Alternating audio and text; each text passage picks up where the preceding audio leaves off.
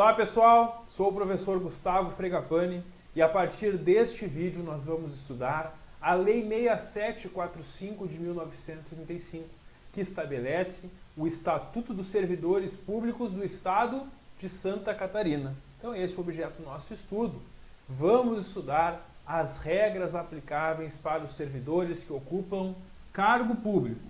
Quem ocupa cargo público, seja o cargo efetivo, este que tu estás buscando por meio do concurso público, seja o cargo em comissão, aquele de livre nomeação e livre exoneração pelo governador, em ambos os casos serão regidos pela Lei 6745. Cuidado! O emprego público, aquele servidor público seletista que faz concurso para trabalhar numa empresa pública do Estado ou numa sociedade de economia mista, ele será regido pela CLT e não pelo Estatuto. Então são regimes diferentes, tá? E claro, na administração direta, entenda-se, o governo do Estado e secretarias estaduais e demais órgãos a elas ligados, como por exemplo o DEASE, que é ligado à Secretaria de Justiça, e quem trabalha nesses órgãos públicos da administração direta vai ocupar um cargo público efetivo, sendo regido pelo Estatuto, assim como quem trabalha em autarquias estaduais e fundações de direito público pertencentes ao Estado.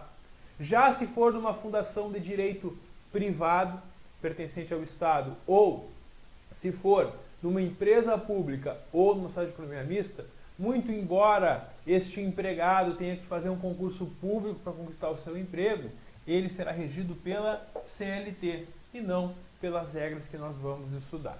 Um outro detalhe que é muito importante ter cuidado é que a Lei 6745, como a gente já vê aí no título dela, ela é de 1985.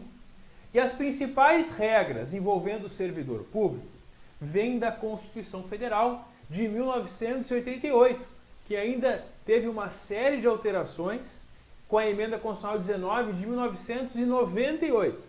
Então esta lei de 85, ela está em relação à Constituição Federal com muitos artigos dela que não têm mais aplicação, que não foram recepcionados pelo atual texto da Constituição Federal.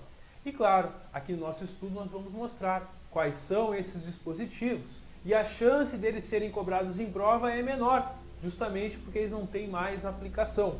No entanto, as bancas, quando exigem a lei, por vezes cobram o artigo literal da lei. Então tem que ter muito cuidado no enunciado da questão e tem que ter um bom conhecimento sobre o que está na lei e sobre o que pode ser aplicado de acordo com a Constituição Federal, com a atual redação da Constituição Federal. Claro que isso tudo aqui no nosso curso a gente vai detalhar ao explicar cada um dos conteúdos envolvendo aqui o Estatuto. Bom, vamos começar a trabalhar então? Temos aí, acompanhe na lei, a lei está disponível nos nossos materiais adicionais aqui do curso, né? E aí, acompanha pela lei então o artigo 1º que traz as disposições iniciais do Estatuto, né?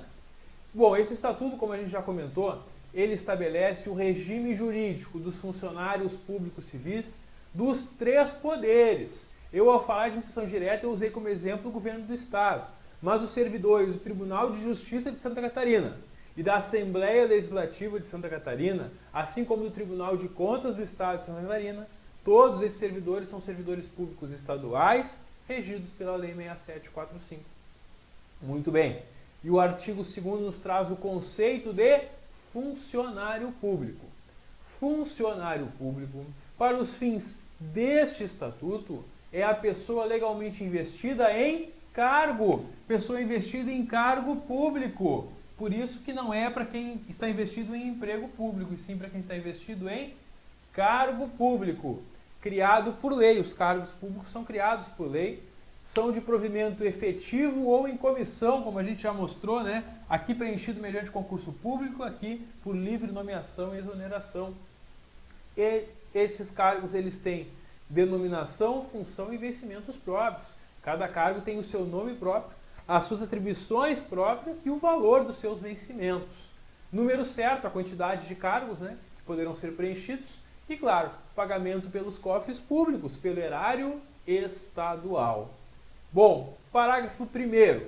Os cargos públicos de provimento efetivo são agrupados em quadros e sua criação vai obedecer a planos de classificação estabelecidos em leis especiais. Terão leis especiais para cada grupo de cargos, né? Para cada carreira estadual, segundo a hierarquia do serviço e as qualificações profissionais, de modo a assegurar plena mobilidade e progresso funcionais na carreira do funcionário público. Parágrafo 2º. A análise e descrição de cada cargo serão especificadas também na lei que criar ou transformar esses cargos em outros, né? A lei que cria o cargo diz quais são suas atribuições. Às vezes o cargo é transformado em outro, muda o nome, muda algumas atribuições. Pois bem, essa nova lei que transformar cargos já existentes em novos cargos também vai estabelecer as atribuições. Parágrafo 3º. Da análise e descrição dos cargos constarão, entre outros, os seguintes elementos. Toda lei que cria cargos ou transforma cargos, ao dispor sobre os cargos, tem que trazer, no mínimo, esses elementos aqui. O nome do cargo, a denominação, o código, atribuições, responsabilidades envolvidas e condição para o seu provimento, né? Se é um cargo de nível médio, se é um cargo de nível superior, habilitação e requisitos qualificativos. Tudo isso tem que estar, então, na lei que criar cada cargo público no estado de Santa Catarina. Parágrafo 3º. É vedado, é proibido atribuir ao funcionário outros serviços além daqueles inerentes ao cargo que ele é titular, exceto quando ele estiver desempenhando uma função de confiança. Porque o servidor que desempenha uma função de confiança, ele recebe um valor adicional em razão de um novo encargo que lhe é atribuído. E aí ele pode exercer uma função que não está nas atribuições do seu cargo, mas somente quando ele está designado por uma função de confiança, no momento que ele recebe uma gratificação para isso, ou também quando ele é designado para entregar grupos de trabalho ou estudo criados pela autoridade competente e comissões legais. Bom, a função de confiança, conforme o parágrafo 1º, entende-se função de confiança como a situação funcional transitória criada por ato administrativo e cometida a um funcionário público estadual, mediante livre escolha para desempenho de atribuições regimentais. Imagina só que um servidor fez concurso, está ocupando um cargo efetivo e ele ganha R$3.000 por mês. Essa é a sua remuneração normal do cargo.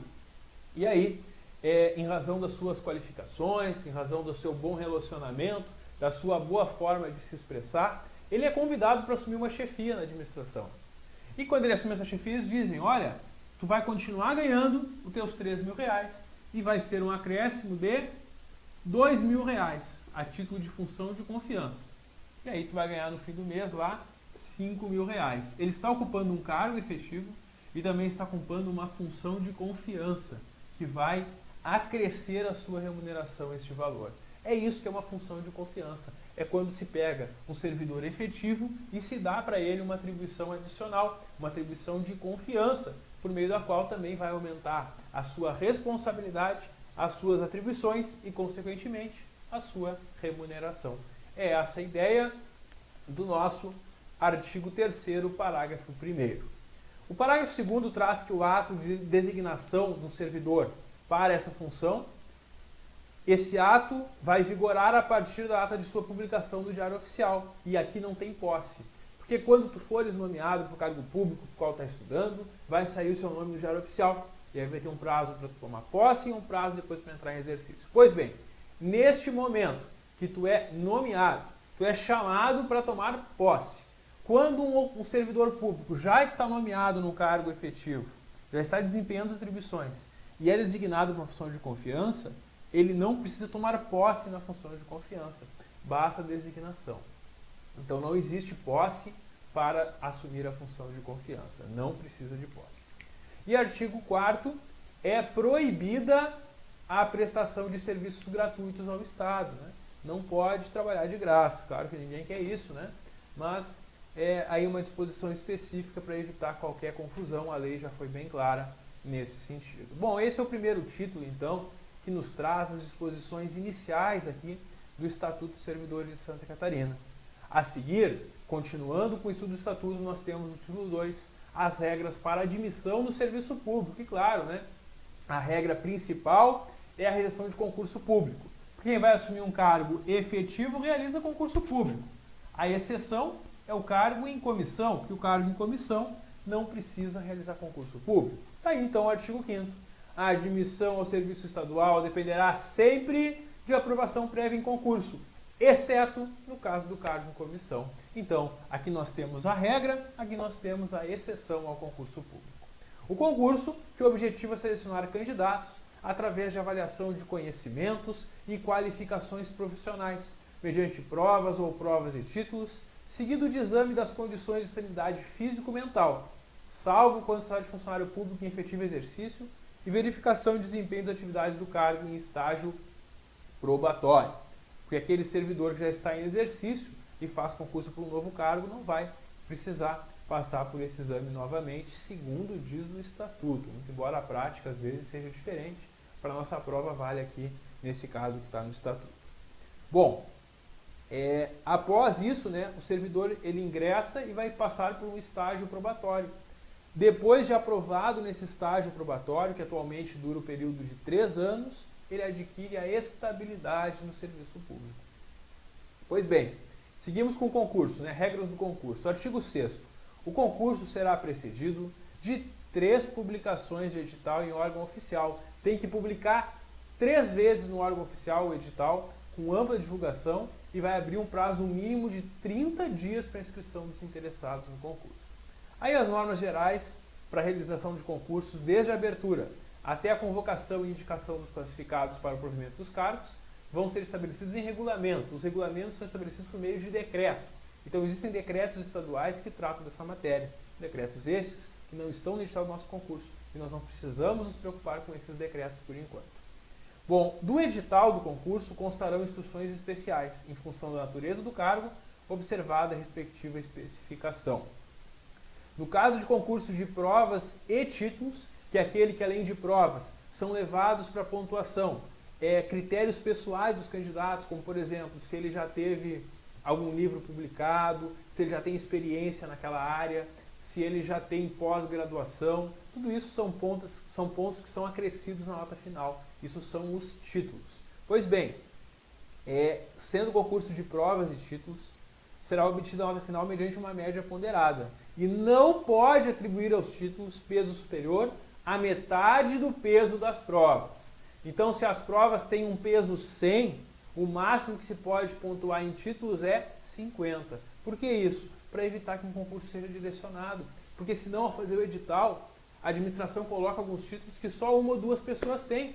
E aí essas pessoas vão sair na frente dos demais. Para evitar que isso aconteça, o máximo que pode se atribuir ao valor dos títulos no concurso é metade do valor das provas. Metade do peso das provas. É essa a ideia, portanto. Seguindo, artigo 7º traz os requisitos básicos para ocupar um cargo público. São requisitos básicos para inscrição em concurso, além dos constantes das instruções especiais. Nacionalidade brasileira, gozo dos direitos políticos, não estar com seus direitos políticos suspensos, quitação com obrigações militares e eleitorais, idade mínima de 18 anos. Esses são os requisitos básicos, então, para inscrição, que na verdade se transformam em requisitos para ocupar um cargo público, né? E aí o limite máximo de idade, que já não existe mais aqui, houve um tempo que existia um limite máximo, hoje ele já está em desuso, né? Pela atual Constituição, pelo atual Estatuto do Idoso, não pode haver um limite máximo em regra, salvo quando for um cargo que exija um vigor físico determinado. E aí a lei do cargo vai ter que trazer essa idade. Mas então, quando se aplicava o limite máximo de idade, né, ele não se aplicava a quem já era funcionário. Quer dizer, depois que tu já era servidor do Estado, tu pode fazer concurso mesmo que tu já tenha passado daquela idade máxima. Essa é a regra que traz aqui o parágrafo único do artigo 7º. Regra que está quase em desuso, porque muitos poucos cargos ainda conservam um limite máximo de idade para ingresso no serviço público. Bom, e para fechar este capítulo, homologado o concurso, será expedido o certificado de habilitação aos candidatos aprovados. São aqueles que podem ser nomeados para ocupar os cargos. E vai ter uma validade de 2 anos. Isso é de acordo com a Constituição Federal. A Constituição Federal diz que o concurso tem validade de até 2 anos. Então a lei aqui, ao estabelecer o prazo de 2 anos, ele está de acordo com a Constituição Federal. Tranquilo, pessoal? Maravilha! Próximo vídeo a gente volta para começar a conversar sobre o nosso próximo capítulo, o capítulo 2, que trata da nomeação. Até logo!